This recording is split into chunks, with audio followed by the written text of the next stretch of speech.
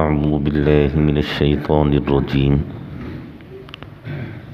بسم الله الرحمن الرحيم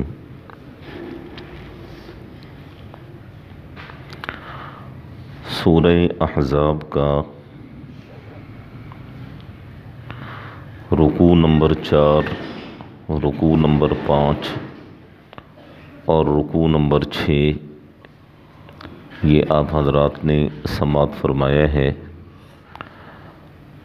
اور ان 3 رکوعات میں زیادہ تر ازواج مطہرات کے حوالے سے اللہ جل شانہ نے آیات نازل فرمائی ہیں۔ بحیثیت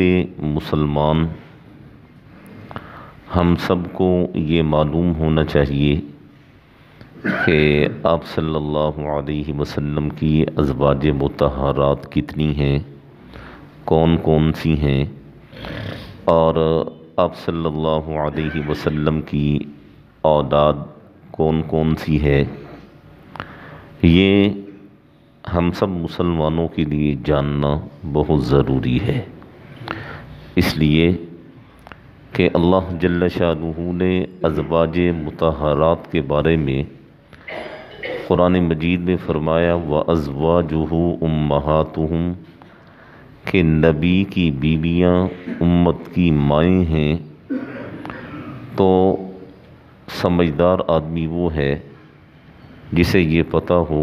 کہ ہماری مائیں کون کون سی ہیں۔ یہ کل جو آیت تلاوت ہوئی تھی کہ اللہ جل شانہ نے فرمایا کہ ان ازواج مطہرات کے علاوہ اب اور کوئی عورت آپ کے لیے حلال نہیں ہے۔ وَلَوْ أَعْجَبَكَ حُسْنُهُنَّ چاہے وہ خوبصورتی میں اور حسن میں اپنی مثال آپ ہی کیوں نہ ہو، لیکن ان کے علاوہ اب اور کسی عورت سے آپ شادی نہیں کر سکتے ہیں۔ یہ جو 3-4 دن ہیں ان میں میں ازواج مطہرات کے حوالے سے کچھ چیزیں آپ حضرات کی خدمت میں عرض کروں گا کہ ازواج مطہرات کون کون سی ہیں، اور عمر کے کس حصے میں آپ صلی اللہ علیہ وسلم نے یہ شادیاں فرمائی ہیں، اور کس قسم کی عورتوں سے آپ صلی اللہ علیہ وسلم نے یہ شادیاں فرمائی ہیں۔ یہ جو زیادہ شادیاں ہیں انہیں تعدد ازواج کے مسئلے سے یاد کیا جاتا ہے، اور اس پر بہت سارے یورپی لوگوں نے اعتراضات بھی کیے ہیں، اور الحمدللہ ہم مسلمانوں کی طرف سے ان کے بھرپور جوابات بھی دیے گئے ہیں۔ یہ چیز ذہن میں رکھیں، ازواج مطہرات کی کل تعداد 11 ہے۔ 11 شادیاں آپ صلی اللہ علیہ وسلم نے فرمائی ہیں، اور 2 ازواج مطہرات آپ صلی اللہ علیہ وسلم کی زندگی میں ہی اللہ کو پیاری ہو گئی۔ جب آپ صلی اللہ علیہ وسلم نے اس دنیا سے پردہ فرمایا تو آپ کی 9 بیویاں زندہ تھیں، جو پھر بہت بعد تک رہیں، پھر آہستہ آہستہ ان کا بھی انتقال ہو گیا۔ حضرت صلی اللہ علیہ وسلم نے ایک موقع پر ارشاد فرمایا کہ میں نے اپنی کسی بیٹی کا نکاح اور میں نے اپنا نکاح اس وقت تک نہیں کیا جب تک کہ اللہ پاک کی طرف سے جبرائیل میرے پاس حکم نہ لائے ہوں۔ یعنی یہ جتنی بھی ازواج مطہرات ہیں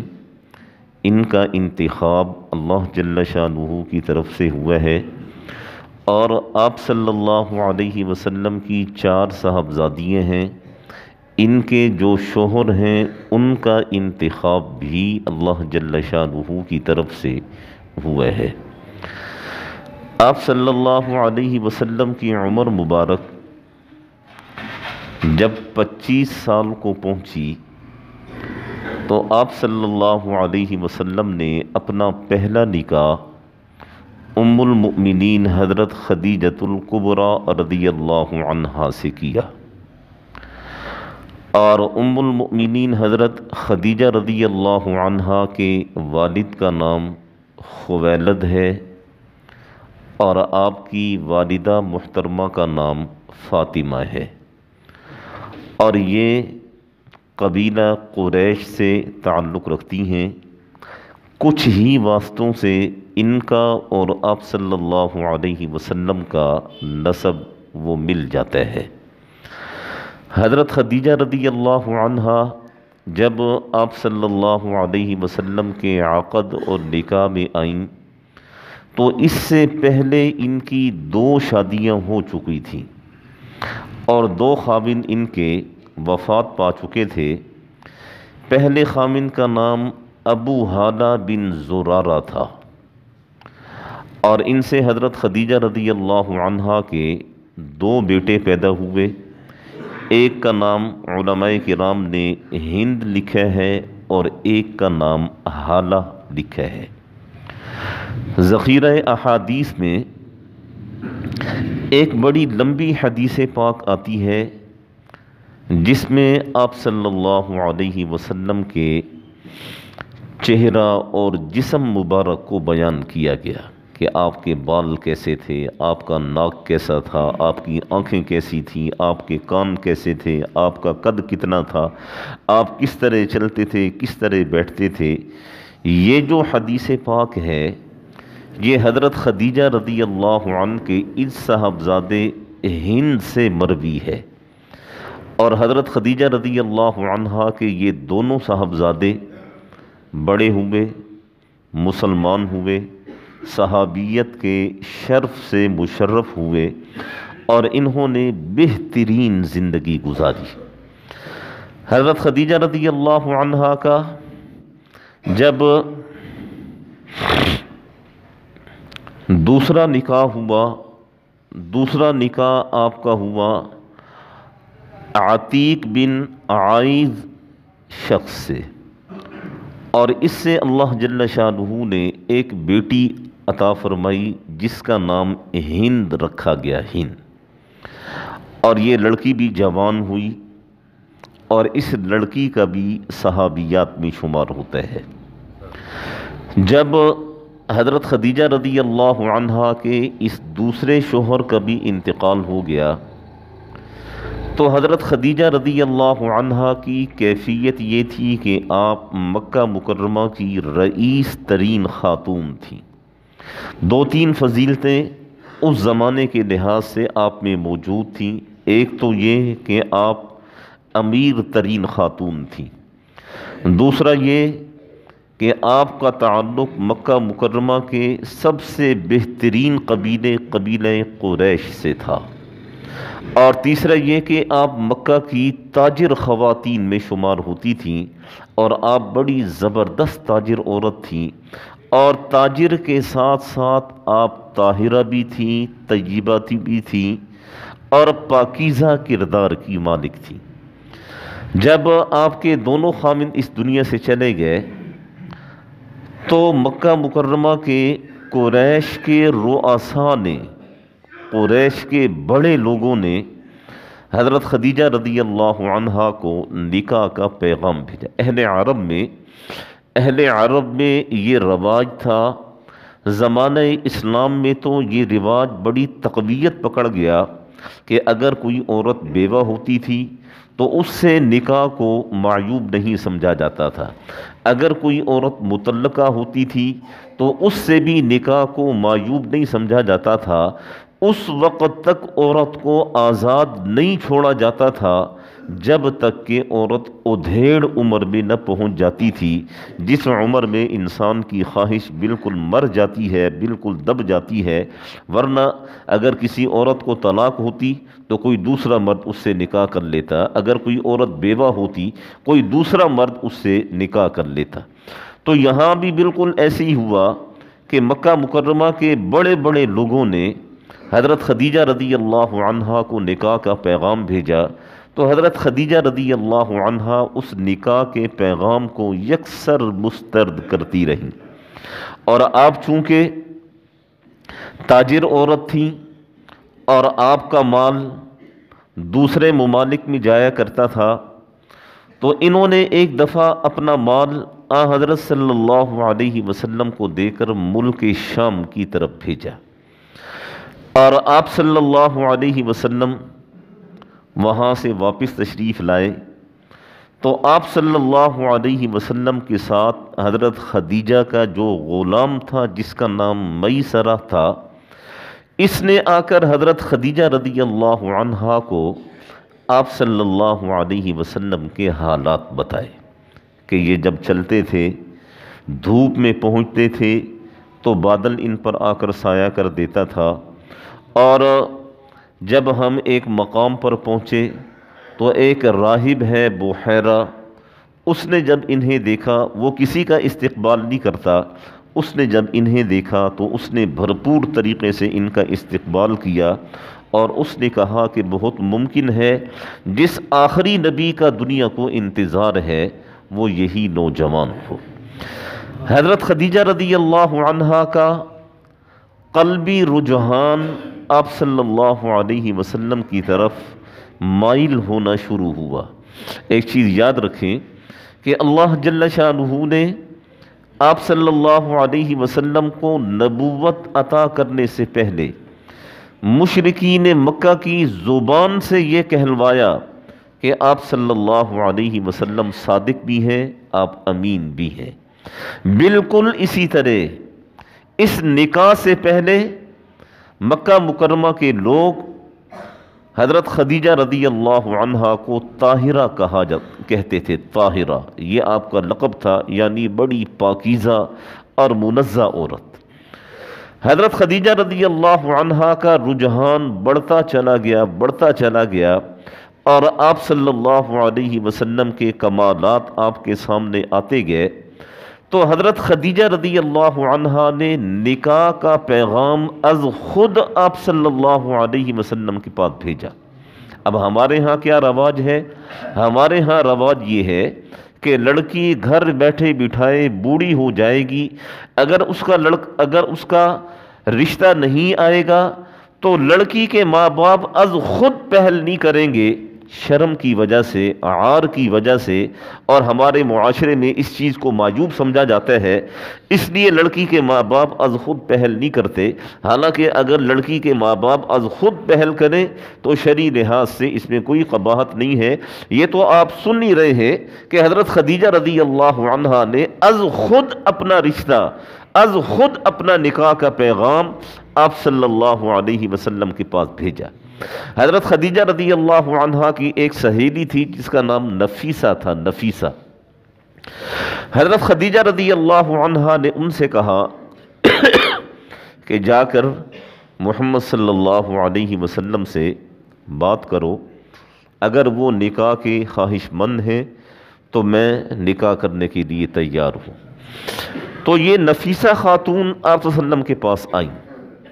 اور انہوں نے آ کر کہا کہ اے محمد، عمر مبارک اس وقت 25 سال تھی، تو اس خاتون نے آ کر کہا کہ آپ کو نکاح کی رغبت نہیں ہے؟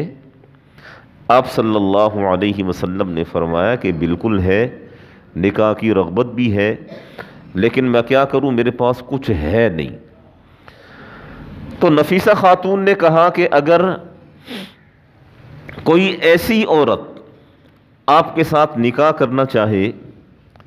کہ نکاح کے بعد آپ مالی طور پر بھی بے نیاز ہو جائیں،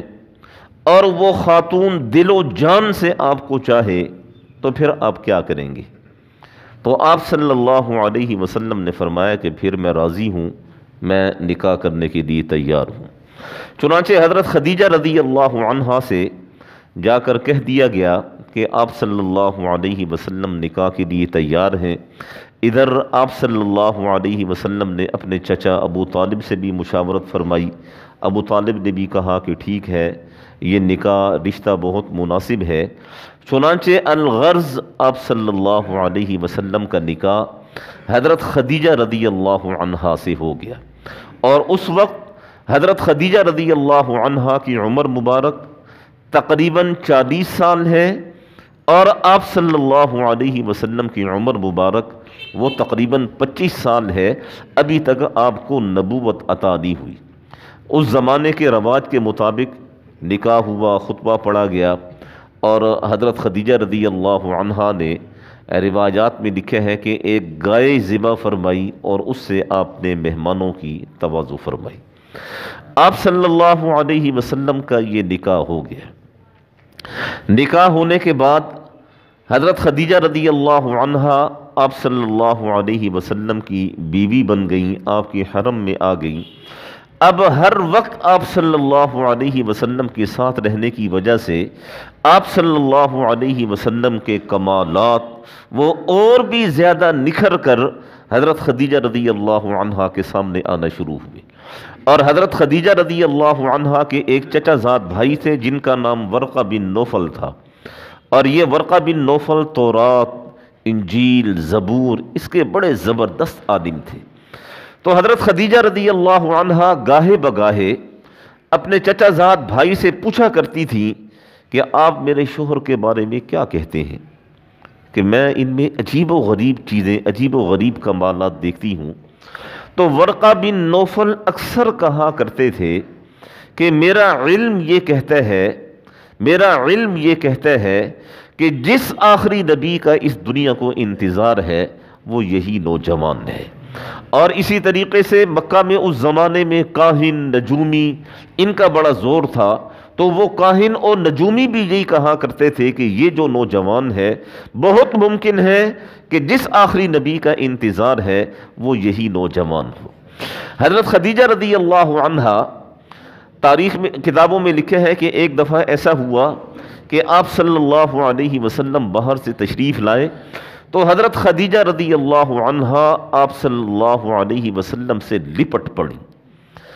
اور آپ صلی اللہ علیہ وسلم کو اپنے سینے سے لگایا، اور سینے سے لگانے کے بعد کہا بی ابی و امی، کہ میرے ماں باپ آپ پر قربان ہوں، ما افعل ھذا لشیء، میں نے یہ کسی غرض کی وجہ سے ایسا نہیں کیا کہ آپ کو اپنے سینے سے لگایا، بلکہ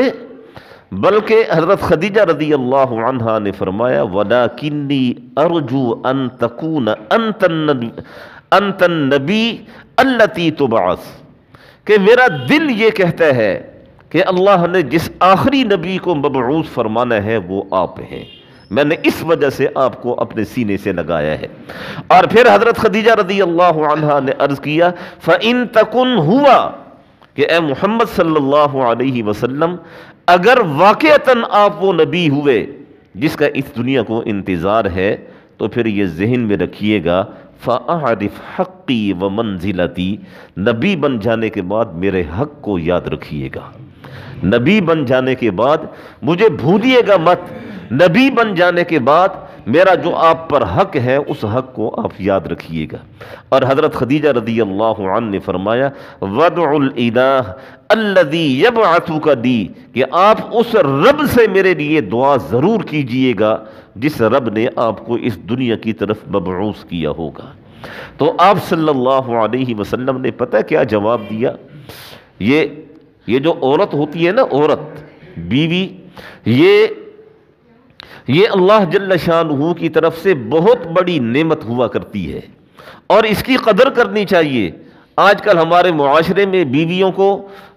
جوتی کے برابر سمجھا جاتا ہے یا جوتی کی نوک پر رکھا جاتا ہے، نہیں، قیامت کے دن یہ بیویاں گربان پکڑیں گی، خدا کی قسم، اگر آپ گھر میں آ کر ان کو عزت نہیں دیں گے۔ آپ صلی اللہ علیہ وسلم نے فرمایا حضرت خدیجہ رضی اللہ عنہا سے کہ اگر واقعتاً میں نبی ہوا اور میرے سر پر نبوت کا تاج آ گیا تو خدیجہ یاد رکھنا تو نے مجھ پر جو احسانات کیے ہیں میں قیامت تک ان احسانات کو نہیں بھولوں گا، اور اگر میں نبی نہ ہوا کوئی اور نبی بن گیا تو جس ذات کے لیے تو نے مجھ پر یہ احسان کیے ہیں وہ ذات تو دیکھ رہی ہے، اور وہ ذات قیامت تک کے لیے تیرے ان اعمال کو محفوظ رکھے گی۔ چنانچہ حضرت خدیجہ رضی اللہ عنہا پھر یہ سلسلہ چلتا رہا، پھر یہاں تک کہ آپ صلی اللہ علیہ وسلم کو نبوت عطا ہوئی۔ اور نبوت عطا ہونے کے بعد آپ صلی اللہ علیہ وسلم غار حرا سے جب اپنے گھر تشریف لائے اور حضرت خدیجہ رضی اللہ عنہا کو سارا واقعہ سنایا، تو حضرت خدیجہ رضی اللہ عنہا مسکرا پڑی اور کہا اللہ کے رسول، یہی تو وہ منزل تھی جسے پانے کے لیے میں نے آپ کا انتخاب کیا تھا، یہی وہ منزل تھی جسے پانے کے لیے میں نے آپ کا انتخاب کیا تھا۔ آپ واقعتاً اللہ کے نبی اور اللہ کے رسول ہیں۔ پھر آپ صلی اللہ علیہ وسلم نے نبوت عطا ہونے کے بعد 25 سال کی عمر میں آپ کو 25 سال کی عمر میں آپ کا نکاح ہوا، 40 سال کی عمر میں آپ کو نبوت عطا ہوئی، یعنی حضرت خدیجہ رضی اللہ عنہا کے ساتھ آپ کو 15 سال گزر گئے، اور نبوت عطا ہونے کے بعد 10 سال پھر حضرت خدیجہ رضی اللہ عنہا آپ صلی اللہ علیہ وسلم کے ساتھ رہے۔ جب آپ صلی اللہ علیہ وسلم کی عمر مبارک 50 سال پہنچ گئی تو حضرت خدیجہ رضی اللہ عنہا کی عمر مبارک 65 سال ہو گئی، اور 65 سال کی عمر میں حضرت خدیجہ رضی اللہ عنہا وہ اس دنیا سے وہ رحلت فرما گئی۔ اور 50 سال کے بعد پھر 3 سال آپ صلی اللہ علیہ وسلم مکہ میں رہے، اور پھر 3 سال کے بعد آپ صلی اللہ علیہ وسلم مدینہ منورہ تشریف لائے۔ اور حضرت خدیجہ رضی اللہ عنہا کے انتقال کے بارے میں علماء کرام نے لکھا ہے کہ نماز جنازہ اس وقت تک مشروع نہیں تھا، اس زمانے کا جو بھی رواج تھا اس رواج کے مطابق آپ صلی اللہ علیہ وسلم از خود قبر مبارک میں اترے اور حضرت خدیجہ رضی اللہ عنہا کو قبر میں سلایا، اور اس کے بعد اپنے دست مبارک سے آپ صلی اللہ علیہ وسلم نے ان قبر مبارک کو بند فرمایا۔ اور بعد میں جب تک آپ صلی اللہ علیہ وسلم زندہ رہے، حضرت خدیجہ رضی اللہ عنہا کو ہمیشہ آپ یاد کرتے رہے۔ ایک دفعہ